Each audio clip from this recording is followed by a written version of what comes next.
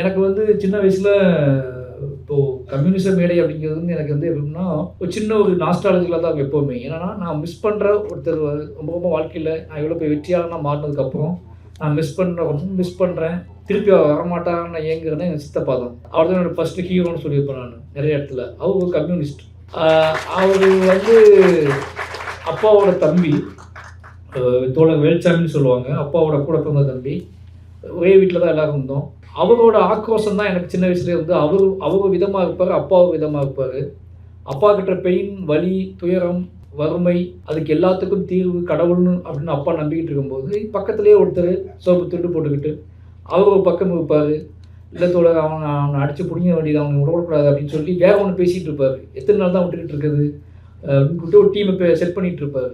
இந்த 2 காட்சி படிமங்களையும் பார்த்து வளர்ந்தவன் தான் மாரி செல்வராஜ். இந்த ரெண்டு கேரக்டர்ஸையும் என் லைஃப்பில் பார்த்துக்கிட்டே இருக்கேன். வீட்டில் மாட்டியிருக்கும் ஃபோட்டோஸு, இந்த பக்கம் முழுக்க முழுக்க உலகத்தில் கண்டுபிடிக்கப்பட்ட இந்து கடவுள்கள் அத்தனை புகைப்படங்களும் எங்கள் வீட்டில் மாட்டியிருக்கும்.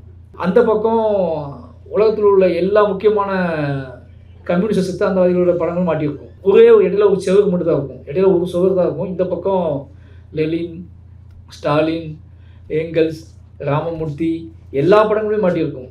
இந்த பக்கம் சுடலைமாடன்லேருந்து திருப்பதி வெங்கடாச்சலபதி வரைக்கும், அதாவது என்ன ஒரு காட்டு பேச்சிலேருந்து, அதாவது ஃபோக்லோர் தெய்வத்திலேருந்து உச்சபட்சமாக இன்றைக்கி செல்வம் குளிக்கிற தெய்வங்கள் வரைக்கும் இந்த பக்கம் வீட்டில் மாட்டியிருக்கும். இதுக்கு இடையில ஒரு செவரு. நான் இந்த செவர்லேருந்து ஏறி அந்த பக்கம் போவேன், அந்த செவரில் ஏறி இந்த பக்கம் போவேன். எனக்கு தெரிஞ்சு தமிழ் சினிமாவில் மேடை போட்டு அதிகமாக பாராட்டப்பட்ட இயக்குனர் நானாக தான் இருப்பேன்னு நினைக்கிறேன். அதே மாதிரி சமூக வலைதளங்களில் அதிகமாக திட்டப்பட்ட இயக்குனர் நான் தான் இருப்பேன்னு நினைக்கிறேன். வைசன் நிறைய பாராட்டுக்கள், நிறைய மாதிரியான என்ன சொல்கிறது, ஒரு படம் எடுக்கும்போது எனக்கெல்லாம் என்ன தோணும் அப்படின்னா, இந்த படம் எடுத்துகிட்டு இருக்கும்போதே, கதை எழுதும்போதே, இந்த படம் இந்த கதை எழுதிட்டு இருக்கும்போதே எனக்கு தோணும், தியேட்டரில் விட்டு வெளியே வரக்கூடிய சவுண்ட்ஸ் வந்து கதை எழுதிட்டு இருக்கும்போதே தோணும். ஸ்கிரிப்ட் எழுதிட்டு இருக்கும்போதே, தியேட்டரை விட்டு வெளியே வந்தோடனே, அல்லது தியேட்டருக்கு உள்ளே போகிறதுக்கு முன்னாடி சொல்லுவாங்கள்ல அது, அல்லது நிறைய குரல்கள் கேட்கும், மனித குரல்கள் கேட்கும். அது பாசிட்டிவாகவும் கேட்கும், நெகட்டிவாகவும் கேட்கும்.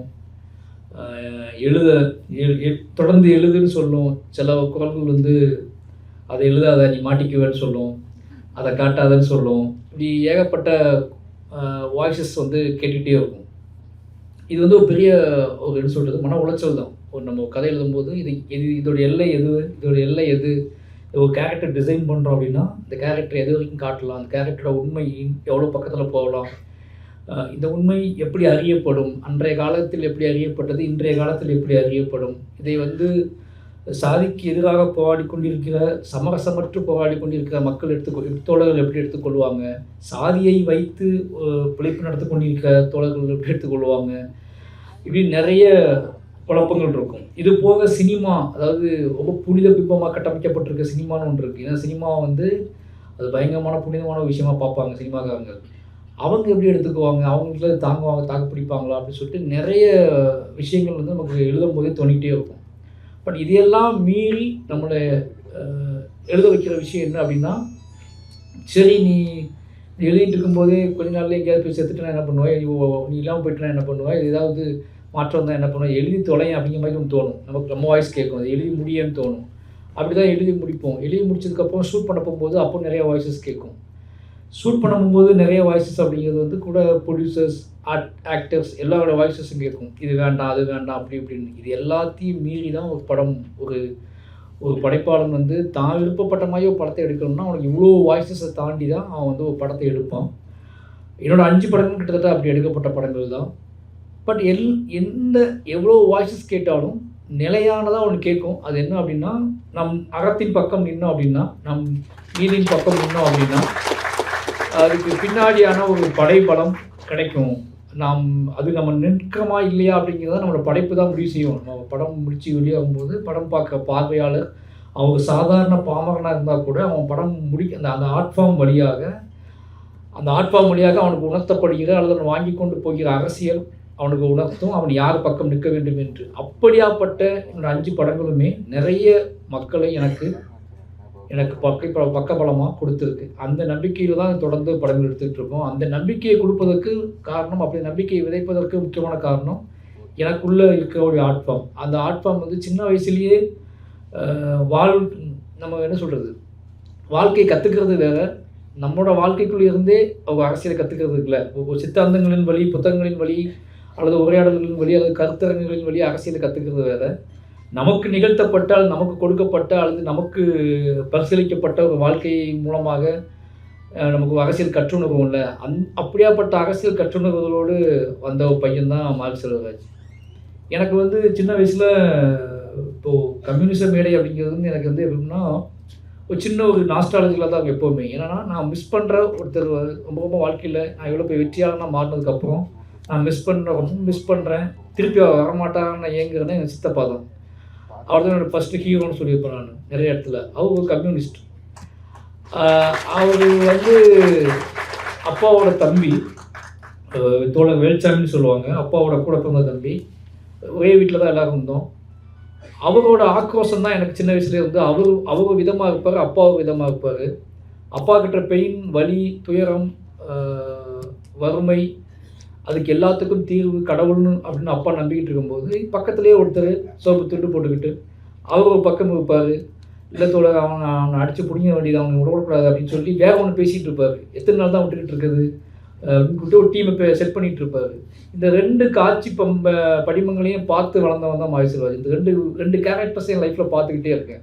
2 பக்கமுமே அறம் இருக்கு. 2 பக்கமே நியாயம் இருக்கு. 2 பக்க கேள்விகளுமே உண்மையானதா தான் இருக்கு. அப்போ கடவுள்ட்ட பேசிட்டு இருக்க ஒருத்தரும் ரொம்ப நேர்மையா, உண்மையா, நம்பிக்கையோட கேட்டுருக்காரு. இன்னொரு பக்கம் என்ன சொல்றது? தனக்கான விஷயத்தை தான் தான் உருவாக்க முடியும். தனக்குன்னு யாரெல்லாம் வரமாட்டாங்க. தானே மக்களை திரட்டி நம்மள மாரி எவன்லாம் இருக்கானோ அவனெல்லாம் திரட்டிட்டு போய் அத அடையணும் அப்படின்னு பேசிட்டு இருக்க ஒருத்தர நான் பார்க்குறேன். இந்த 2 பக்கம் இருக்கக்கூடிய விஷயங்கள நான் கண்காணிச்சுக்கிட்டே தான் நான் வந்து என்னோட வாழ்க்கை பயணப்பட்டுச்சு. அப்போ நான் வந்து சின்ன வயசுல வீட்ல மாட்டியிருக்கும் ஃபோட்டோஸு. இந்த பக்கம் முழுக்க முழுக்க உலகத்தில கண்டுபிடிக்கப்பட்ட இந்து கடவுள்கள் அத்தனை புகைப்படங்களும் எங்க வீட்ல மாட்டியிருக்கும். அது பேரே கண்டுபிடிக்க முடியாது. நான் ரகசியமா பேர் கட்டிக்கிட்டே இருப்போம் அப்பாகிட்ட. அப்பா ஒவ்வொரு நாளும் ஒவ்வொரு பேர் சொல்லுவாரு. அந்த பக்கம் உலகத்தில் உள்ள எல்லா முக்கியமான கம்யூனிஸ்ட் சித்தாந்தவாதிகளோட படங்களும் மாட்டியிருக்கும். ஒரே இடையில ஒரு செவுரு மட்டும் தான் இருக்கும். இடையில ஒரு சுவர் தான் இருக்கும். இந்த பக்கம் லெனின், ஸ்டாலின், ஏங்கல்ஸ், ராமமூர்த்தி எல்லா படங்களுமே மாட்டியிருக்கும். இந்த பக்கம் சுடலைமணல்லேருந்து திருப்பதி வெங்கடாச்சலபதி வரைக்கும், அதாவது என்ன ஒரு காட்டு பேச்சிலேருந்து, அதாவது ஃபோக்லோர் தெய்வத்திலேருந்து உச்சபட்சமாக இன்னைக்கு செல்வம் குளிக்கிற தெய்வங்கள் வரைக்கும் இந்த பக்கம் வீட்டில் மாட்டியிருக்கும். இதுக்கு இடையில ஒரு செவுரு. நான் இந்த செவர்லேருந்து ஏறி அந்த பக்கம் போவேன், அந்த செவரில் ஏறி இந்த பக்கம் வருவேன். இந்த பக்கம் பூஜை, சரஸ்வதி பூஜை, ஆயுத பூஜை, இந்த மாதிரி பூஜைகள் நடக்கும்போது, சுண்டல்கள் இருக்கும்போது இந்த பக்கம் ஏறி வருவேன். இங்கே சாப்பிட்டுட்டு அந்த பக்கம் சித்தப்பா பாட்டு புத்தகத்தை எடுத்து பாடுவார். எனக்கு இன்னும் ஞாபகம் அவரோட குரலில் சினிமா பாடல்களை வந்து கம்யூனிஸ்ட் பாடல்களாக மாற்றி பாடிட்டு இருப்பார். அதில் ஒரு முக்கியமான பாட்டு இதோ எங்கள் தெய்வம் ராமமூர்த்தி அப்புறம் பாட்டு பாடிட்டே இருப்பார் மல்லாக்கு படத்துக்கு இருந்து. அந்த பாட்டு கேட்கும் போதெல்லாம் வந்து அந்த பாட்டு பாடிட்டு இருப்பாரு. இது என்ன படம்னு தெரியல, ரொம்ப படத்தை கண்டுபிடிக்க ட்ரை பண்ணிட்டே இருப்பேன். அந்த பாட்டை பாடிட்டே இருப்பாரு, மல்லாக்கு படத்துக்கு இருப்பாரு. அப்போ எங்கள் அப்பா வந்து திட்டிட்டு போவார், எவ்வளோ வேலை கிடக்குது அவன் மல்லாக்க படுத்து கிடந்துக்கிட்டு அவன் பாடுறத அப்படின்னு சொல்லி. ஆனால் ஒரு கம்பீரம் இருக்கும். அதாவது சுற்றி இருக்க எல்லாருமே உங்கள் சித்தப்பா வேலைக்கே போக மாட்டான்ல அப்படிங்கிற மாதிரியான ஒரு பார்வை இருக்கும். ஆனால் ஏதோ ஒன்றுக்காக தன்னை தயார்படுத்திகிட்டு இருக்கோம் அப்படிங்கிற அந்த கெத்து இருக்குல்ல, அது நம்ம நினைப்போம். அவன் நானும் நினச்சிருக்கேன் சித்தப்பா ஏன் வேலைக்கே போக மாட்டேன்றாரு அப்படின்னு சொல்லி. வேலைக்கு எங்கேயாவது போனார்னா வெளி கிராமங்களுக்கு போவார், வெளியூருக்குலாம் போவார். இப்போ நெய்வேலிலாம் போயிருக்காரு. பெரிய பெரிய ஃபேக்ட்ரிஸ்க்குலாம் போய் வேலை பார்ப்பாரு. கொஞ்ச நாள் திரும்பி வந்துடுவார். அங்கே ஏதாவது சண்டையை போட்டு திரும்பி வந்துடுவார்.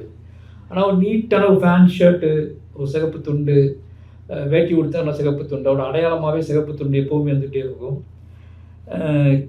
ஏதோ வகையில் அவர்கிட்ட பேசி அவரை பார்த்து ரசித்து என்னோடய வாழ்க்கைக்குள்ளே இருக்கக்கூடிய ஒரு நியாயமான ஒரு படிமத்தை, ஒரு எதிர்ப்பு படிமத்தை நான் கண்டுபிடிச்சது அவர்கிட்ட தான் கண்டுபிடிச்சேன். ஏன்னா துயரம், அது வந்து துயரமும் வலியும் வேதனையும் வந்து எல்லாத்துக்குள்ளேயுமே இருக்குது. ஆனால் அதோட எதிர்ப்பு வடிவமாக நம்ம செலக்ட் பண்ணுறோம்ல, யார்கிட்ட இருந்து எடுத்துக்கணும், யாரை பின்தொடரணும் அப்படின்னு சொல்லி.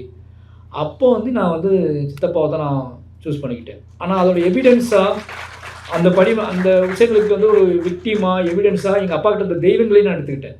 அதோட ஃபோக்லோர் தெய்வங்கள் அப்பா வீட்டில் மாட்டி வச்சிருக்க தெய்வங்கள் எல்லாமே பெரிய பெரிய ஃபோட்டோவாக வந்து பெரிய தெய்வங்கள் இருக்கும், சின்ன சின்ன ஃபோட்டோக்கெல்லாம் ஃபோக்லோர் தெய்வங்கள் இருக்கும்.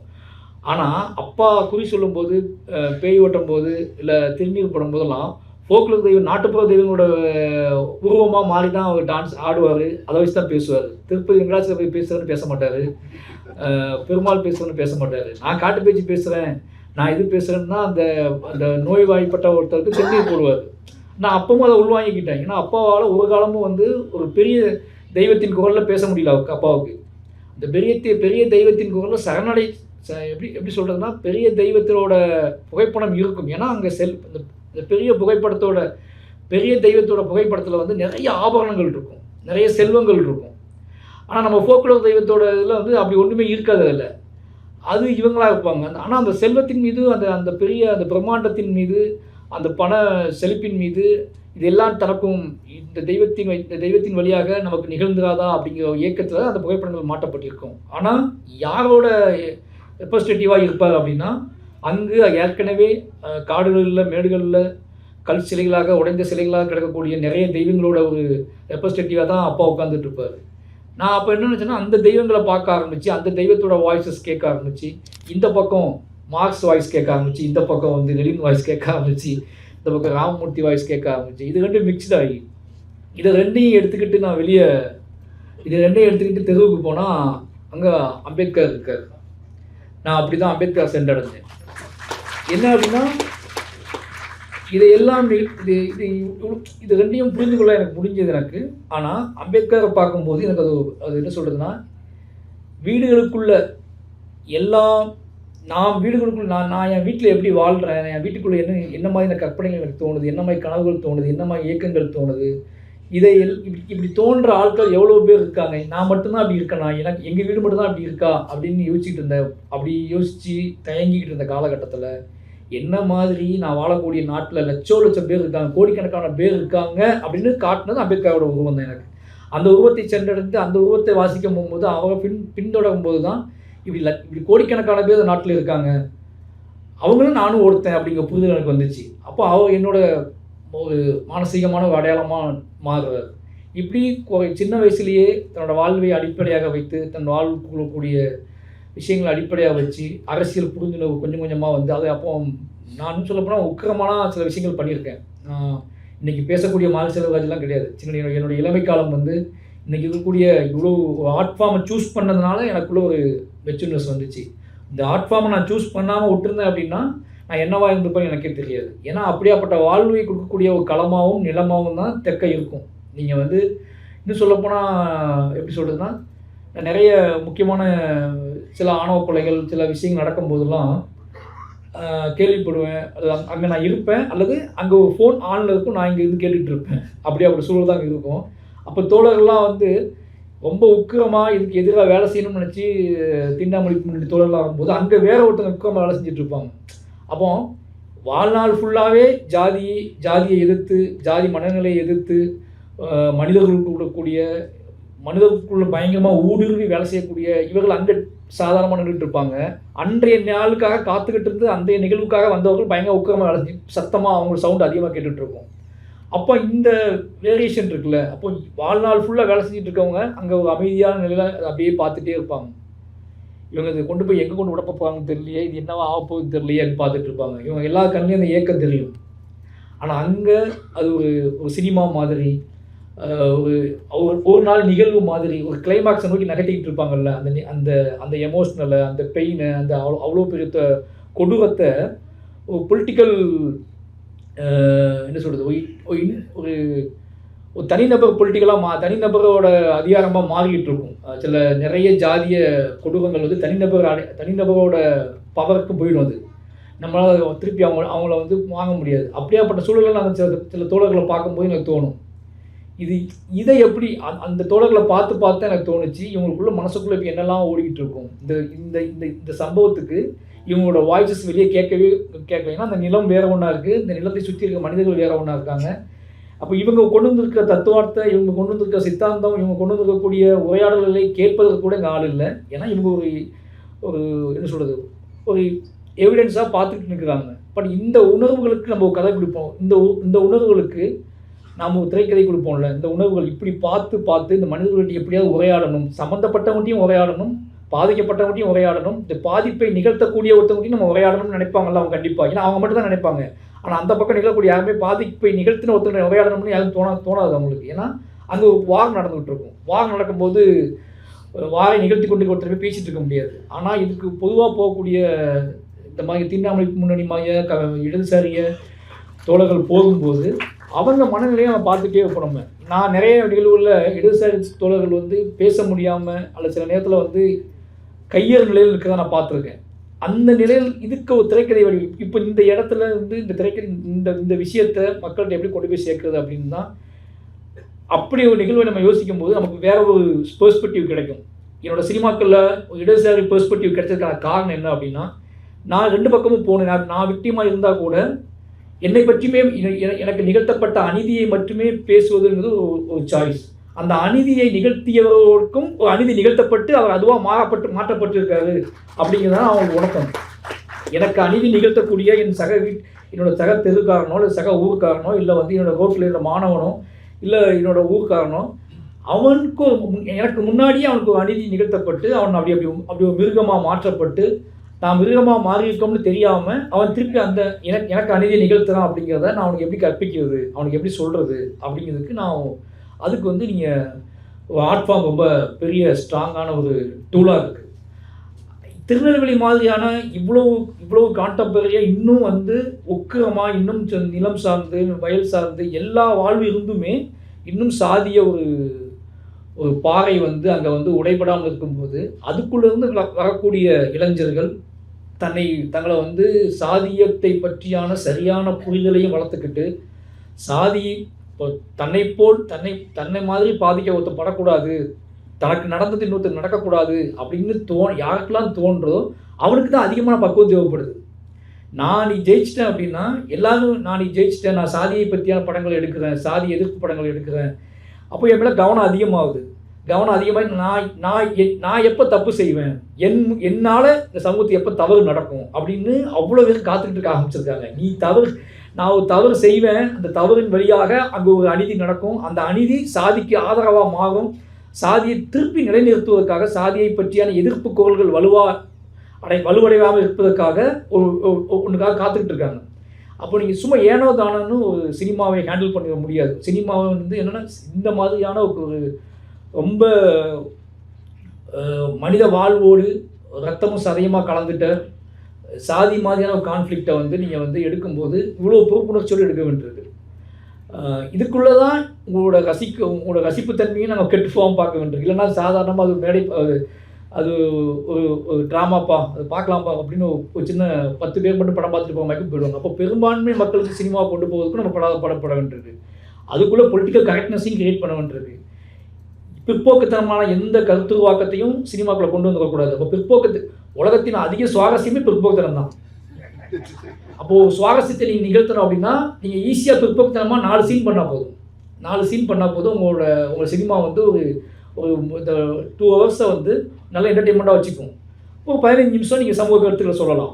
அந்த 2 ஹவர்ஸும் நீங்கள் பிற்போக்குத்தனமான காட்சிகளை பயன்படுத்தாமல் நீங்கள் ஒரு பொலிட்டிக்கல் கரெக்ட்னஸோட சினிமாவை மூவ் பண்ணோம்னா உங்கள்கிட்ட தேர்ந்த ஒரு குறைந்தபட்சம் உங்களுக்கு தேர்ந்த ஒரு வாசிப்பு தேவைப்படுது, தேர்ந்த மொழி தேவைப்படுது, இவ்வளோ மெனக்கிட்ட இதெல்லாம் செய்யணுமா சினிமாவுக்குன்னு கேட்டால் கண்டிப்பாக இந்த மாதிரி படங்களை எடுப்பதற்கு ஆசைப்படக்கூடிய தோழர்கள் செய்யக்கூடிய விஷயங்கள் நீங்கள் எவ்வளோ ப்ரொடியூசரை கண்டுபிடிக்கிறதுக்கு ஒரு ஹீரோவை கண்டுபிடிக்கிறதுக்கு எவ்வளோ மெனக்கிடுறோமோ அதே மாதிரி தான் எடுக்கிற படம் தன்னால் இது பின்னாடி இப்போ நாம் கரெக்டாக செய்யாமல் போகலாம், எனக்கு அது வலு இல்லாமல் போகலாம், ஆனால் எனக்கு பின்னாடி இன்னும் பெட்டராக வரலாம். ஏன்னா இன்னும் டெக்னாலஜி நல்லா ஃபார்முக்காகவும் வரும், அறிவியல் இன்னும் மேம்படும். சினிமாவை பற்றியான இன்றைக்கி நம்ம வந்து ஓடிடி வழியாக வந்து நிறைய படங்களை பார்க்குறோம். இன்றைக்கி கொஞ்சம் சினிமா பார்வை மாறி இருக்குது. இன்னும் 10 வருஷம் கழிச்சு பார்த்தா சினிமா வேற ஒரு தளத்துக்கு போயிருக்கும். அப்போ என்னையை விட பெட்டராக ஒருத்தர் எடுக்க வரலாம், இன்னும் சிறப்பான ஒரு குவாலிட்டியோட, இன்னும் சிறப்பான ஒரு ஸ்ட்ராங்னஸோட, எனக்கிட்ட இருக்க குட்டி குட்டி அச்சங்களை கூட இல்லாமல் ஒருத்தர் வந்து ஒரு டேரெக்டாக சாதியை கிழித்து தொங்க விடுற மாதிரியான படங்கள் எடுக்க வரலாம். வருவார்கள், நிறைய தோழர்கள் வருவார்கள். அவங்கள வந்து நம்ம வந்து குழப்பத்துக்கு உண்டாகக்கூடிய படங்கள் எடுத்துக்கக்கூடாது. அப்போ நம்ம அதுக்கும் நம்ம வந்து ஒரு பெரிய பாலமாக இருக்க வேண்டியிருக்கு. அதனால தான் வந்து இந்த மாதிரி படங்கள் எடுக்கும்போது நம்ம வந்து நம்ம கண்ட்ரோல் பண்ணிக்க வேண்டியது முதல்ல. நிறைய பேர் சொல்லுவாங்க, நீங்கள் ஏன் நிறைய கண்ட்ரோல் பண்ணி வந்து கண்ட்ரோல் பண்ணிங்கன்னா கண்ட்ரோல் அப்படிங்கிறது வந்து நமக்கிட்ட எப்பவுமே இருக்க வேண்டியிருக்கு. ஒரு படைப்பாளிகிட்ட கண்ட்ரோல் அப்படிங்கிறது, ஏன்னா அவன் எல்லாத்தையும் உள்வாங்கி வச்சுக்க வேண்டியிருக்கு, எல்லாத்தையும் வாங்கி வச்சுக்க வேண்டியிருக்கு. வச்சு அதை வந்து கொஞ்சம் கொஞ்சம், ஏன்னா ஒரு உண்மையை சொல்வது அப்படிங்கிறது ரொம்ப ஈஸி. ஒரு உண்மையை சொல்கிறது ரொம்ப ஈஸி, அதை எல்லாருமே சொல்லிடுவாங்க. ஆனால் ஒரு உண்மையை நிலைநிறுத்துவது அப்படிங்கிறதுல காலம் கடந்தும் ஒரு உண்மையை நிலைநிறுத்தி அந்த உண்மையின் வழி நின்று இன்னொரு முறை அப்படி ஒன்று நிகழாமல் இருப்பதற்கோ இன்னொரு விஷயம் நடக்காமல் இருப்பதற்கோ அந்த உண்மையை மட்டுமே வச்சுக்கோ. நம்ம வந்து சினிமாவை ஏன் இவ்வளோ என்ஜாய் பண்ணுறாங்கன்னா அதுக்குள்ளே கூடிய புனைவு. ஏன்னா அந்த புனைவு வந்து பயங்கரமாக உங்கள் லைஃபோட ஊடுருவிடுது, உங்களுடைய இயக்கங்களோட கனவுகளோட. ஏன்னா எல்லாத்துக்கும் இங்கே இயக்கங்கள் இருக்குது, கனவுகள் இருக்குது. நாம் செய்ய முடியாத அல்லது நம்ம செய்ய அனுமதிக்காத அல்லது நம்ம வாழ முடியாத வாழ்வின் மீது பெரிய இயக்கம் இருக்குது. நாமளும் நம்ம கிடைச்ச வாழ்க்கையை வச்சு நம்ம வாழ்ந்துக்கிட்டு இருக்கோம், சீட்டில் உட்காந்து படம் பார்க்குறோம். ஆனால் படம் பார்க்க நமக்கு அது ஒரு பெரிய விஷயமா மாறுது. அதுக்காக தான் கிளாப் பண்ணுறோம், கை தட்டுறோம், செங்குப்பு உடைக்கலாம். இன்னும் இப்போ தேட்டரை உடைக்க ஆரம்பிச்சிடும், கொஞ்ச நாள் கழிச்சு தேட்டரை உடைக்க ஆரம்பிச்சிடும். நம்ம படம் பார்க்க கடந்து தேட்டரை திறக்கல அப்படின்னா உடைக்க ஆரம்பிச்சிடும். அந்த மனநிலைக்கு நம்ம கொண்டு போகிறதுக்கான காரணம் என்னன்னா அதுக்குள்ளே கூடிய அவ்வளோ பெரிய பவர் இருக்குது. அப்போ சினிமாவை கையாளுறது ரொம்ப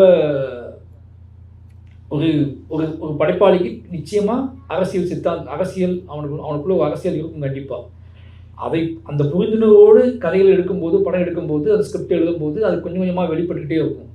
அப்படி இருக்கக்கூடிய நிறைய இடதுசாரி தத்துவங்களும் சரி, திராவிட தத்துவங்களும் சரி, ஏதோ வகையில் எங்களுக்குள்ள ஆழமாக ஊடுருவி இருந்ததுனால தான் என்னையால் அந்த பேலன்ஸ் பண்ணி அதை உள்ளுக்கு வச்சுக்கிட்டு நான் திராவிடத்தை பற்றி கேள்வி கேட்டாலும் சரி, கம்யூனிஸ்ட்டை பற்றி நான் கேள்வி கேட்டாலும் சரி, ஆனால் அந்த சித்தாந்தம் எனக்கு கொடுத்த விஷயங்களை மறக்காமல் வச்சுட்டு நான் கேள்வி கேட்கறது இருக்குல்ல, எங்கே இது பிரச்சனையாக மாறுது, எங்கே இது விஷயமாக மாறுது, எங்கே இது இன்னும் பெருசாகாமல் போகுது, ஏன் இது நிகழ மாட்டேங்குது, ஏன் இது வந்து திருப்பி ஒரே மாதிரி நிகழுது, இதை இன்னொரு மாற்றமாக இது வேற ஒரு தளத்துக்கு எப்படி போகும், இப்படி நிறைய விஷயங்களை யோசித்து தான் அதை பண்ண முடியும். அது இல்லைன்னா அது சாத்தியப்படாது. சும்மா எல்லாரும் நார்மலாக ஒரு டைரக்டர், நார்மலாக ஒரு ஆக்டர் கேள்வி கேட்குற மாதிரி நான் கேள்வி கேட்ட முடியாது. அப்படி கேள்வி கேட்கறது முறையாகவும் இருக்காது. ஏன்னா நீ நிறைய என்ன சொல்கிறது, நிறைய லேயர்ஸ் இருக்குது. அந்த லேயர்ஸ்லாம் புரிஞ்சுக்கிட்டு பொலிட்டிக்கல் லேயர்ஸை புரிஞ்சிக்காமல் அது எந்த தத்துவமாக இருந்தாலும் சரி, அது எந்த மாதிரியான இயக்கங்களாக இருந்தாலும் சரி, அந்த இயக்கங்களோட பொலிட்டிக்கல் எல்லா லேயர்ஸையும் புரிஞ்சுக்கிட்டு ஒரு படைப்பாளி அதை ஹேண்டில் பண்ணான்னா அவன் எல்லா டக்குன்னு ஒரு தத்துவத்தை நிராகரிச்சிட மாட்டான். ஆனால் நிறைய படைப்பாளிகள் டக்குன்னு தத்துவங்களை நிராகரிக்கிற இடத்துக்கு போயிடுவாங்க, பக்தியில் போயிடுவாங்க. அதுக்கு காரணமே அதுதான். என்ன அப்படின்னா அவங்க எல்லா லேயர்ஸையும் அவங்க யோசிக்க மாட்டாங்க. வெளிப்படையாக கண்ணுக்கு தெரியக்கூடிய சில சாதாரண விஷயங்களை பார்த்துட்டு அவங்க இப்படி பண்ணிட்டாங்க, இதை வந்து அவங்க அப்படி பேசலை, அதை அவங்க பேசலை அப்படின்னு சொல்லிட்டு ஜம்ப் பண்ணி போக ஆரம்பிச்சிட்டே இருப்பாங்க. நான் என்ன நினைக்கிறேன்னா, சின்ன வயசுலேருந்து என் வாழ்வின் அடிப்படையில், நான் வாழ்ந்த மனிதர்களின் அடிப்படையில், எல்லாத்துக்குள்ளே இருக்கக்கூடிய இயக்கங்கள் அடிப்படையில் பார்த்து பழகிறதுனால எனக்குள்ள அவரோட அடிமட்ட லேயர்ஸ் வரைக்கும் புரிஞ்சுக்கிட்டு, அப்போ அவங்களையும் வென்றெடுக்க வேண்டிய தேவை இருக்குது நமக்கு அப்படிங்கிற புரிஞ்சுக்கிட்டு என்னோடய படைப்புகளை உருவாக்க முயற்சி பண்ணுறேன். அதனால தான் இந்த 5 படங்களும் தொடர்ந்து மக்கள் ஏற்றுக்கொண்டதுக்கான காரணம் அப்படின்னு எங்கள் அப்பா என்கிட்ட கேட்டாங்க ஒரு நாள். என்னப்பா 5 படமும் ஓடிடுச்சாமே அப்படி, அவருக்கு வந்து அது கரெக்டாக சொல்ல தெரியல, அதோட மீனிங். 5 படமும் மோகன் நல்லா எடுத்தான்னு சொல்கிறாங்க அப்படின்னு. ஏன்னா அந்த வார்த்தை இப்போ போய் சேருதில்ல, 5 படமும் ஹிட் அப்படின்னா அந்த 5 படம் இவ்வளோ மக்கள் ஏற்றுக்கிட்டதுக்கான காரணம் வந்து ஏதோ வகையில் அதுக்குள்ளே தென்பட்ட அவங்க நிராகரிக்க முடியாமல் என்ன சொல்கிறது, அந்த படத்துக்குள்ளே கரெக்டாக சொல்லணும்னா ஒரு சாதாரண பாமகனும் அந்த படத்தை ஏற்றிருக்கான், படித்தவர்களும் அந்த படத்தை ஏற்றிருக்காங்க, குழந்தைங்களும் ஏற்றிருக்காங்க, பெண்களும் ஏற்றிருக்காங்க, பட்டியல் சமூகமும் இந்த படத்தை ஏற்றிருக்கு, பட்டியல் அல்லாத சமூகமும் இந்த படத்தை ஏற்றிருக்கு, இன்டலெக்சுவலும் ஏற்றிருக்காங்க. அப்படிங்கும்போது ஏதோ என் திரைக்கதைக்குள்ளே ஒரு குழந்தைத்தனம், ஒரு குழந்தையோட ஒரு பியூர்னஸ், அந்த குழந்தையோட பார்வை, அந்த குழந்தையை பார்த்து எல்லாம் தூக்குவாங்கல்ல, அது மாதிரி அதுக்குள்ளே ஒன்று இருந்திருக்கு அப்படிங்கிறத எனக்கு இப்போ உணர முடியுது. நான் அந்த பாயிண்ட் ஆஃப் வியூவில் அவ்வளோ இன்னசென்ட்டாக சில விஷயங்களை ஹேண்டில் பண்ணியிருக்கேன். ஏன் என்னை நிராகரிக்காமல் என்னை திருப்பி என்னை தூக்கி கொஞ்சுறாங்க அப்படின்னா, ஏன்னா எனக்கு தெரிஞ்சு தமிழ் சினிமாவில் மேடை போட்டு அதிகமாக பாராட்டப்பட்ட இயக்குனர் நானாக தான் இருப்பேன்னு நினைக்கிறேன். அதே மாதிரி சமூக வலைதளங்களில் அதிகமாக திட்டப்பட்ட இயக்குனர் நான் தான் நினைக்கிறேன். ஏன்னா நான் பரியன்மாலேருந்து பார்க்குறேன், இது பொறுப்புணர்ச்சி அதிகமாகிட்டே போகுது. நிறைய பரியன்மாலேருந்து நான் நிறைய மேடைகள் ஒரு டைரக்டரை வந்து கூப்பிட்டு பாராட்டுறது இருக்குல்ல, அது வந்து நீங்கள் அது உங்களுக்கு பெரிய கஷ்டம். நீங்கள் பாராட்டும் போது கேட்டுகிட்டே இருக்கிறதுக்குல்ல, அது ரொம்ப கஷ்டம். அது என்ன அப்படின்னா, நாம் ஒரு திசையில் இருப்போம், அவங்க ஒரு திசையிலேருந்து பாராட்டிகிட்டு இருப்பாங்க. அந்த திசையை பார்க்கலாமா வேண்டாமா, திசைக்கு போகலாமான்னா, ஏன்னா ஏதோ ஒரு நிகழ்வு நடந்துச்சு பரியன்மால். அப்போ நான் உட்காந்துக்கிட்டு இருந்தேன், பயங்கரமாக ஒருத்தர் எமோஷனலாக பேசிகிட்டு இருந்தார். பேசும்போது அவர் சொன்னார், மாரி செல்வராஜ் நிறைய படங்கள் எடுக்க வேண்டும், அவர் எல்லா படங்களும் ஹிட் ஆகணும், அதுக்கு நான் வாழ்த்துறேன். ஏன்னா பரியேறும் பெருமாள் படத்தில் அந்த பெண்ணும் அந்த பையனும் ஒரு முறை கூட தொட்டுக்கொள்ள மாட்டார்கள். இந்த மாதிரியான புனிதமான படத்தை அவர், இந்த மாதிரியான புனிதமான, இந்த மாதிரியான காதலை கண்ணியத்தோடு அழகக்கூடிய, நான் அப்படியே குனிஞ்சிட்டே இருந்தேன். என்ன என்ன ஒவ்வொருத்துக்கும் ஒவ்வொரு பெர்ஸ்பெக்டிவ் இருக்குது. இப்போ நம்ம படங்களுக்குள்ளேருந்து அவங்கவுங்க நியாயத்தை அவங்கவுங்க எடுத்துக்கிறாங்க. அந்த நியாயம் தென்படலை, ஒரு துளி நியாயம் கூட அவங்களுக்கு தென்படலை அப்படின்னா நம்ம நிராகரிச்சுக்குவாங்க. அப்போ ஏதோ வகையில் இங்கே படைப்பாளி நம்ம பார்வையாளர்கள் வந்து துண்டு துண்டா சிங்கிளாக செதிலாக அவங்க வந்து நியாயங்களை தேடுறாங்க. ஏதாவது ஒரு துகள் நியாயம் தென்பட்டுறதா நம்ம வாழ்கிற வாழ்க்கை, நம்ம நம்பிக்கிட்டு இருக்க வாழ்க்கை, நம்ம பிள்ளைங்களை வளர்க்குற முறை, நம்ம நண்பர்கள்ட்ட நடந்துக்கிற முறை, நம்ம கட்சிக்காரங்க நடந்துக்கிற முறை, இதெல்லாம் நியாயம், கொஞ்சம் நியாயம் இருக்குப்பா அப்படி காட்டுற மாதிரி ஒரு படம் ஏதாவது சீன் தெரிஞ்சால் போதும், அந்த படத்தை அவங்க பாராட்டிடுவாங்க. அப்படி தான் நிறைய பேர் இருக்காங்க. இதெல்லாம் நம்ம கேட்டு நம்ம வந்து இதான் அவங்க செய்வாங்க. அவங்க என்னையை பாராட்டலை, என்னை பற்றி அவங்களுக்கு எதுவுமே தெரியாது. இப்போ நான் என்ன நினச்சிட்டு கூட அவங்களுக்கு தெரியாது. அவங்களுக்கு காட்டப்பட்ட ஒரு படத்தை வச்சு, அந்த படத்துக்குள்ளே அவங்களுக்கு தென்பட்ட ஒரு துளி நியாயத்தை வச்சு, அந்த நியாயத்தின் வழி என்னையை வந்து அவர்கள் நினைத்த ஒரு படைப்பாளியாக மாற்ற அவங்க முயற்சி பண்ணிட்டே இருப்பாங்க. ஆனால் ஒரு நாளும் ஒரு படைப்பாளன் வந்து பார்வையாளர்கள் நினைத்த படைப்பாளியாக மாறவே கூடாது. அந்த படைப்பாளி எப்போவுமே அவன் எந்த அரசியலை நோக்குகிறானோ, அவன் எந்த அரசியலை வென்றெடுக்க ஆசைப்படுகிறானோ, அவன் எதை வந்து தன்னோட படைப்பின் வழியாக எதுக்காக போர் செய்ய ஆசைப்படுறானோ அதுலேருந்து அவன் விலகாமல் இருக்கிறது தான் ரொம்ப முக்கியம். அது படைப்பாளர் ஒரு நாள் இழக்கலாம், ஒரு நாள் அவன் வென்றெடுக்கலாம். இப்போ நாளைக்கு அடுத்த படத்தில் நான் உங்கள் எல்லாத்தையும் இங்கே இருக்கக்கூடிய இடதுசாரி தோழர்களை இலக்கிற மாதிரி படம் எடுக்கலாம். ஏன்னு கேட்டால் எனக்கு அந்த கதைக்கு, அந்த நியாயத்துக்கு அது சரியானதாக எனக்கு தோணும். இப்படி ஒரு நிகழ்ந்ததுக்கு இந்த நிகழ்வின் அடிப்படையில் இந்த இடத்துல கைவிட்டுட்டு போன மனுஷங்க நிறைய பேர் இருந்தாங்க, அவர்கள் இந்த தத்துவங்களின் வழி நின்றால் கூட என்னை கைவிட்டார்கள் அப்படிங்கிற உண்மையை நான் சொல்லும் போது உங்களுக்கு கசக்க கூட செய்யலாம். அப்படி திராவிடன் கைவிடிச்சு நான் சொல்கிறேன் அப்படின்னா அதையும் பதிவு பண்ண வேலை எனக்கு இருக்குது. அதே மாதிரி இடதுசாரி தோழர்கள் இந்த இடத்துல என்னை ஏன் கைவிட்டார்கள் அப்படின்னு நான் ஒரு கேள்வியை கேட்குறேன்னா, அம்பேத்கர்வாதிகள் இந்த இடத்துல ஏன் பேசாமல் இருக்காங்க அப்படின்னு ஒரு கேள்வி நான் வந்து கேட்குறேன் அப்படின்னா, அப்படி ஒரு சூழல் எனக்கு ஒரு கதைக்குள்ள நிகழுது, அப்படியாப்பட்ட ஒரு நிஜம் என்கிட்ட இருக்குது, அப்படியாப்பட்ட உண்மையை நான் உருவாக்குறேன் அப்படின்னா அதுவும் நிகழலாம். அப்போ நீ எதுவுமே இங்கே வந்து என்ன சொல்கிறது, இது இப்படியே இந்த பாராட்டை வாங்கிக்கிட்டு அப்படியே நான் போய் இவங்க பாராட்டிட்டாங்க, ஓகே இவங்களை திருப்திப்படுத்தியாச்சு, அடுத்த வேலையை பார்ப்போம் அப்படி போக முடியாது. இது எல்லாத்தையும் நான் உள்வாங்கிக்கிட்டு இவ்வளோ விஷயங்கள் கவனிக்கிறாங்க நம்மக்கிட்ட, இவ்வளோ விஷயங்கள் நம்மளை பற்றி நோட் பண்ணுறாங்க, நம்மளோட படைப்புகளை பார்க்குறாங்க. ஏதோ வகையில் யோசிச்சு படம் பார்த்தோம் நல்லா இருந்துச்சு, ஃபோன் பண்ணி பேசிட்டாரு சாமியல் தோழர், ஃபோன் பண்ணி பேசிட்டாரு, அவ்வளோதான் முடிஞ்சில்ல எல்லா ஆனால் திருப்பி அந்த படைப்பாளியை கூப்பிட்டு உட்கார வச்சு தோழர்கள் எல்லா கூடயும் உட்கார வச்சு பேசி அவருக்கு ஒரு மரியாதை செய்யணும் தோன்றதுக்கு நான் மட்டும் காரணம் கிடையாது. அப்போ என் படைப்பு கொடுத்த தாக்கம் தான் ஒரு முக்கியமான காரணமாக இருக்கிறது. மாரி செல்வராஜ் நான் ஃபோனில் பேசியாச்சு. அப்போ என்கிட்ட பேசுகிறது வந்து ஈஸியாக நடந்துருச்சு, இருக்க எல்லாமே என்கிட்ட ஃபோனில் பேச முடியும். ஆனால் என்கிட்ட பேசுறதுக்கு அவங்க விரும்பலை. என்னோடய படைப்பை பற்றியான உரையாடலுக்கு அவங்க இந்த மேடை அமைக்கப்பட்டிருக்கு. அப்போது படைப்பாளிக்கு தன் படைப்புக்கு ஒரு மேடை கிடைப்பது என்பது தன் படைப்பை பற்றியான, தன் படைப்பின் நோக்கத்தை பற்றியான உரையாடலுக்கு அந்த மேடை நிகழ்றது அப்படிங்கிறது ஒரு பெரிய பெருமை தான். அவனோட உழைப்புக்கு, அவனோட நம்பிக்கைக்கு அது ஒரு மிகப்பெரிய திறவுகோல் தான். அப்படி ஒரு திறவுகோலாக, அப்படி ஒரு கொண்டாட்டமாக இந்த மேடையை பார்க்குறேன். அப்புறம் இந்த பைசன் போட்டாங்க. பைசன் வெற்றிக்கு முக்கியமான காரணம் 2 பேர் இருக்காங்க. ஒன்று வெளிப்பாடு என்ன கூப்பிட்டு நடிக்க வச்சு ஆரம்பிச்சு விட்டாச்சு. இப்போ சாமியல் தோழர், உங்களுக்கு சாமியல் தோழர் பற்றி உங்களுக்கு தெரியாது. அதாவது எந்த கேரக்டர் கொடுத்தாலும் நடிக்க ரெடியாக இருக்காது.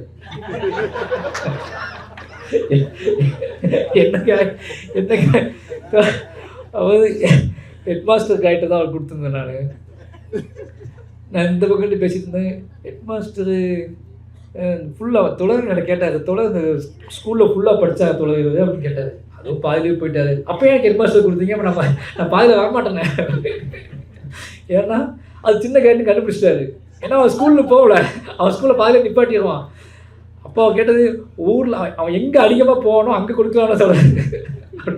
அவன் அனுபவமாக பார்க்க தான் அதிகமாக போவான்.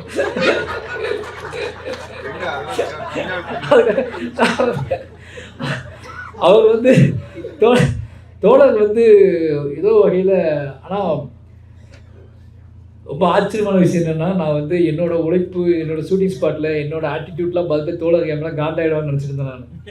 ஏன்னா டேய் சினிமாங்கிற பேரில் ரவுடி சம்பளம் பண்ணிகிட்டு இருக்கீங்க அப்படின்னு சொல்லி ஷூட்டிங் ஸ்பாட்டில் ரவுடி மாதிரி நடந்துக்கிறீங்களா அப்படின்னு நினைப்பாருன்னு நினச்சிக்கிட்டு நான் நினச்சிட்டு இருந்தேன். ஆனால் சாமியத்தை அப்படி பார்த்துட்டே இருந்து இவ்வளோ கஷ்டப்படணும் என்ன தோழர் அப்படிம்பாரு. என்னோடய கஷ்டங்களை ரொம்ப புரிஞ்சுக்கிட்டு பயங்கர சப்போர்ட்டிவாக. ஏன்னா கர்ணன்லேயே அவர் எவ்வளோ சப்போர்ட் பண்ணேன். ஏன்னா கர்ணன் அவரை நான் சொல்கிறதுக்கு வாய்ப்பே கிடைக்கல. கர்ணனில் நிறைய கஷ்டப்பட்டார். ஏன்னா போலீஸ்ட்டு அடி வாங்க சீன் அப்புறம் தான் தெரிஞ்சு அவர் ஏகப்பட்ட அடி வாங்கியிருக்காரு. ஏகப்பட்ட அவரே நிறைய பேர்த்துக்கு வந்து என்ன சொல்கிறது அடி வாங்கின சீன்லாம் நிறைய பேர்த்துக்கு அவர் வந்து சப்போர்ட்டிவாக ஹெல்ப்லாம் பண்ணி கொடுப்பாரு. அந்த போராட்ட களம் எப்படி இருக்கும் அப்படிங்கிறத வந்து அந்த சீக்வன்ஸ் எடுக்கும்போது பயங்கரமாக சப்போர்ட் பண்ணி பண்ணார். இந்த மாதிரி நிறைய தோழர்கள் மக்களோட உரையாடுவதற்கு, மக்களோட சென்றடைவதற்கு, முகமாக மாறுவதற்கு தோழர்கள் வந்து நம்ம படங்கள் ஆர்ட் ஃபார்மை, சினிமாவை அது மக்களுக்கு எவ்வளோ பிடிக்குது அப்படிங்கிறத மக்கள் நம்ம என்ன பேசுகிறோம், போராடுறோம், நம்ம வந்து அவங்க கூட தனியாக உட்காந்து திண்ணையில் உரையாடுறோம். ஆனாலும் அவங்களுக்குள்ள ஒரு சினிமாங்கிறது ஒரு பாதிப்பு பயங்கரமாக ஏற்படுத்திட்டு அப்போ அந்த சினிமாவை நல்லா மாதிரி அதுக்குள்ளே சென்றடையணும்னு ஆசைப்பட்றாங்கல்ல. அப்போது அந்த மாதிரி படங்களுக்குள்ளே அவங்க உள்ள இந்த மாதிரி தோழர்கள் இருக்கும்போது இன்னும் அவங்களுக்கு ஒரு பயங்கர சப்போர்ட்டிவாக இருக்கும் நினைக்கிறேன். அதனால் வந்து சாமியத்தில் முடிஞ்ச அளவுக்கு நான் எல்லா படத்துலையும் இருப்பாருன்னு நினைக்கிறேன். அது வந்து அவங்க அந்த வாக்குறுதி எப்போ கொடுப்பீங்க ஏதோ தவறாக பேசினா தொலை இல்லை பிரின்ஸ்பலை வச்சுக்கிட்டு ஏதாவது. ஆனால் உண்மையான ஒரு நல்ல ஒரு நடிப்பு திறமை இருக்குது. அவங்க கேமரா முன்னாடி பயம் போயிடுச்சு. அதுதான் அவர் பெரிய சாமியத்தில் வந்து கேமரா முன்னாடி பயம் போயிடுச்சு. பயப்படாமல் எல்லா லேயர்ஸும் கண்டுபிடிக்க ஆரம்பிச்சிட்டாரு. அடுத்தடுத்த படங்களில் மிக முக்கியமான ரோல் அவர் பண்ணுவார்னு நினைக்கிறேன். அது மாதிரி லலின் பாரதி அண்ணன் அவரும் வந்து இனிமேல் முழு நடிகர் ஆகிடுவார்னு நினைக்கிறேன். அண்ணா வந்து ஏன்னா எனக்கு ரொம்ப ஈஸியாக அந்த கேரக்டருக்கு யார் கூப்பிடுன்னு தெரில. சும்மா ஒரு நாள் பார்த்துட்டு இருந்தேன். டக்குன்னு பார்த்தா ஃபேஸ்புக் பார்த்துட்டு இருக்கேன். லலின் பாரதி ஃபோட்டோ வந்துச்சு. லலின் பாரதியை கூப்பிடுறா தாடிக்கிட்டலாம் அப்படியே இருக்கா கூப்பிடுறான்னு சொல்லி ஒன்றுமே சரி அப்படியே கூட்டிகிட்டு வந்து காலில் நடிக்க வச்சு ரெடி பண்ணால் ரொம்ப சப்போர்ட் பண்ணார். நிறைய மனிதர்கள் எனக்கு இந்த பாராட்டுகளாக சொல்லிக்கிறேன். நிறைய மனிதர்கள், நிறைய தோழர்கள், திராவிட தோழர்கள் சரி, பெரியாரிய தோழர்களும் சரி, அம்பேத்கரி தோழர்களும் சரி, மார்க்சிய தோழர்களும் சரி, ஏதோ வகையில் என்னோட ஆர்ட் ஃபார்மை பயங்கரமாக எனக்கு சப்போர்ட் பண்ணியிருக்காங்க. இதில் வந்து அத்தனை தோழர்களுக்கும் நன்றி. ஏன்னா இந்த எனக்கு யோசித்து பார்க்கும்போது எனக்கு பெரிய பலமாக பார்க்குற இடத்துல, சந்திக்கிற இடத்துல என் கைகளை அவங்க பெற்றுக்கொள்ளும்போது நமக்கு ஒரு நம்பிக்கை வரும்ல. நிறைய தோழர்கள் அப்படி யாருன்னே தெரியாத தோழர்கள் வந்து கையை பற்றிக்கிட்டு ஒன்றுமே பேச மாட்டாங்க. கையை மட்டும் பிடிச்சிட்டு அப்படி போயிடுவாங்க. அப்படி கையை பார்த்தோம்னா நிறைய வேர்ட்ஸ் தெரியும் அவங்க பிடிச்சிட்டு போனதுக்கப்புறம். நடந்து போயிட்டே இருப்பாங்க, நமக்கு ஒன்றுமே சொல்ல மாட்டாங்க, அப்படியே போயிடுவாங்க. ஒரு ஒரு அம்மா வந்து கையை பிடிச்சிட்டு நிப்பாட்டிட்டு ஒரு கையில் போட்டு மோதத்தை கட்டி போட்டு போயிட்டாங்க. என் கையில் எதுவுமே பேசலை. தள்ளி அவங்க ஹஸ்பண்ட் வந்து வண்டி இறக்கி விட்டு அவங்க ஹஸ்பண்ட் வந்து சிரிச்சுட்டு அப்படி போவாங்க. அப்போ படைப்பு ஆர்ட் ஃபார்ம் வந்து அவங்களுக்கு அவங்க வாழ்க்கையில் அவங்களுக்குள்ள எவ்வளோ நமக்கு இதை விட நீங்கள் என்ன பாராட்டு எதிர்பார்த்துருக்கீங்க, சினிமாக்குள்ள உங்களுக்கு என்ன அடைஞ்சிட முடியும்னு இருக்குல்ல. ஏன்னா இன்றைக்கி வரைக்கும் எனக்கு அதுக்கு விடையே தெரியல. அப்போது எவ்வளோ ஒரு சினிமா அப்படிங்கிற ஒரு மீடியம், எவ்வளோ சினிமா மட்டும் இல்லை, நம்மளோட கதையோ சிறுகதையோ இலக்கியமோ நாவல்களோ இதை மனிதர்கள் அதுக்குள்ளே ட்ராவல் பண்ணும்போது எவ்வளோ என்ன தனக்கு என்ன வேணும்னு நினச்சி அதுக்குள்ள நுழையிறாங்கன்னு ஒன்று இருக்குல்ல. அது கிடைச்ச போது அவங்க அடையிற மகிழ்ச்சி இருக்குல்ல. ஒரு நாவலை நம்ம எடுக்கிறோம், நாவலை வாசிக்க ஆரம்பிக்கும் போது எல்லா நாவலையும் வாசிக்க ஆரம்பிக்கிறோம். நாம் நினச்சி நம்மளை இன்னும் நம்ம வாழ்வை அல்லது நம்ம கேள்வியை, நம்மளோட இயக்கங்களை அல்லது நம்மளோட கோபத்தை எதையாவது ஒன்றுக்கு ஒரு சரியான புரிதலை கொடுக்கக்கூடிய ஒரு விஷயத்தை கண்டுபிடிச்சிட்டாங்க அப்படின்னா அவங்க அடையிற சந்தோஷத்துக்கு அளவே இல்லை. அப்படி ஒரு புரிதலை கொடுக்க முயற்சி பண்ணிக்கிட்டே இருக்கக்கூடிய ஒரு படைப்பாளியாக மாரி செல்வராஜ் இருக்கணும் அப்படிங்கிறது தான் முழுக்க என்னோட ஆசை. அதுக்காக தொடர்ந்து வேலை செஞ்சுட்டே இருப்பேன். எல்லா தோழர்களுக்கும் நன்றி. தமிழ்ச்செல்வன் தோழர் எனக்கு என்னோடய அஸ்மினிட்ட காலத்தில் இருக்கும்போது அவரோட மலைப்பொருள என் ஊரே என்கிட்ட இருக்குது, என்கிட்ட ஒரு வாழ்க்கை இருக்குது. ஆனால் இந்த வாழ்க்கைக்கு ஒரு மொழி இல்லையே, இந்த மொழியை எப்படி கட்டமைக்கிறது, எப்படி புரிஞ்சுக்கிறது? ஏன்னா நான் வாழ்க்கை மட்டும் இருக்குது இதெல்லாம் சொல்கிறேன். பட் ஆனால் இதை ஒரு ஒரு ஒரு ஆர்ட் ஃபார்மில் கொண்டு வரணுமே, இதுக்கு ஒரு எழுத்து வடிவம் வேணுமே அப்படிங்கும்போது நான் தேர்ந்தெடுத்த வாசித்த எழுத்துக்களில் தமிழ்ச்சின்மையோட தோழரோட வாசிப்பு ஒரு முக்கியமான வாசிப்பு. நிச்சயமாக எனக்கு வந்து வெயிலோடு போய் வாசித்து ஃபஸ்ட்டு அவரோட வெயிலோடு போயும் வாலின் தனிமையும் வாசிச்சுன்னு நினைக்கிறேன். அப்போ நான் வந்து பரியேறும் பெருமாள் இதையும் சொல்லி ஆகணும். பரியேறும் பெருமாளில் ஒரு முக்கியமான கேரக்டருக்கு தமிழ்ச்சின்மையாக தான் நான் பேசி ஓகே பண்ணி வச்சுருந்தேன். அதுக்கப்புறம் படம் அடிச்சதுக்கப்புறம் ஐயா சாமி நீ கூப்பிடலப்பா. அந்த பொண்ணோட அப்பா கேரக்டரில், ஜோவோட அப்பா கேரக்டரில் நான் வந்து தமிழ்ச்சியாக தான் எனக்கு வேணும். வெயிலோடி போய் படிச்சுட்டு எல்லாம் படிச்சுட்டு இந்த வாழ்க்கை தெரிந்த இந்த நிலத்தில் வாழக்கூடிய பெண்களை பற்றி இவ்வளவு அறிவு, இந்த பெண்களை பற்றி, பெண்களோட காதல் பற்றி, பெண்களோட இயக்கங்கள் பற்றி, கேள்விகள் பற்றி, சுதந்திரம் பற்றி எல்லாவற்றையும் தெரிந்து கொண்டு ஒருத்தர் கிடைச்சாருன்னா நான் ஈஸியாக ஹேண்டில் பண்ணிவிடுவேன். அவன் நடிக்க கூட வேண்டாம், அவன் பொண்ணை பார்த்துட்டு அவர் நடிக்க மாட்டாரே அப்படின்னு என்ன சொன்னாங்க. அவர் செட்டாகுமான்னு தெரியல அப்படின்னாங்க. இல்லைங்க, அந்த பொண்ணை பார்த்துக்கிட்டு இருந்தாலே அந்த முகம் வந்தாலே போதுங்க அப்படின்னு சொல்லி ரொம்ப மெனக்கட்டோம். ஆனால் முடியலை. அதுக்காக ஆனால் இன்னும் காலம் முடியல தோழர், இன்னும் காலம் முடியல. எதுக்கு அந்த முகத்தை சும்மா அப்படி கொண்டு போவீங்க, வச்சுட்டு நிறைய படைப்புக்குள்ள முகத்தை காட்டிட்டு போங்கன்னு சொல்கிறேன் நான். ஏன்னா இந்த மாதிரி முகங்கள் கிடைக்கிறது இல்லை. நான்லாம் வந்து முகத்துக்கான அடிக்ட்டு. நான் வந்து சில முகங்களை பார்த்தேன், எனக்கு வந்து அந்த முகம் என் படத்துக்குள்ளே வரணும் அப்படின்றதுக்காக எவ்வளோ வெறி பிடிச்சினாலும் அவனை உள்ளே கொண்டு வர ட்ரை பண்ணுவேன். அப்படி என் படத்துக்குள்ளே வந்து எல்லா படத்துக்குள்ளேயும் என்னோடய மக்களும் ஆடும் மாடும் கோழியும் உள்ள வரதுக்கான காரணம் என்னென்னா, எனக்கு அது இல்லைன்னா அந்த ஃப்ரேம் எனக்கு ஃபுல்ஃபில் ஆகாது. இருப்பாங்க சினிமாவுக்காக 10 பேர் இருப்பாங்க, அந்த சினிமாவை நிஜமாக்குறதுக்கும் 10 பேர் தேவை. அப்படியே 10 பேரோட முகமாக உங்கள் முகமும் இருக்குது அப்படிங்கிறது என்னோட. அதனால் நிச்சயமாக உங்களை தேடி இன்னொரு நாள் வருவேன், ஓகேங்களா? மற்றபடி எல்லாத்துக்கும் ரொம்ப நன்றி. ஒரு மிகச்சிறந்த நான் நிறைய ஃபங்க்ஷனில் சொல்லுவேன், நீ ஏன் எல்லா இடத்துலையும் வருத்தப்பட்டு கோவப்பட்டது, நான் எதிர்பார்க்குற மாதிரி ஒரு நிகழ்வு நடக்க மாட்டேங்குது, எல்லாம் கூப்பிடையே கற்றுறீங்க, கோபமாக பேசுங்க, எதுவும் பேசுங்க, நான் என்ன பேசுனே மறந்து போய்ட்றேன், ஒரு ஒரு உரையாடல் மாதிரி ஒன்று இருந்தால் நல்லா இருக்குமே எல்லா இடத்துலையும் சொல்லுவேன். அப்படி ஒரு மிக தேர்ந்த ஒரு நாளாக ஒரு நல்ல ஒரு நிகழ்வாக ஒரு நிகழ்வு இருக்கு. நானும் ரொம்ப ஆசுவாசமாக உணர்கிறேன். ரொம்ப ஆசுவாசமாக என்ன சொல்கிறது, ஒரு வேட்டை மனநிலையில் இல்லாமல் ரொம்ப ஆசுவாசமான மனநிலையில் இந்த மாலை எனக்கு வாய்த்ததில் ரொம்ப நன்றி. இந்த வாய்ப்பை ஏற்படுத்தி கொடுத்த தமிழ்நாடு தீண்டாமொழிப்பு முன்னணிக்கும் அத்தனை தோழர்களுக்கும் என்னோட டீம் சார்பாக மறுபடியும் நன்றி சொல்லிக்கிறேன். தேங்க்யூ.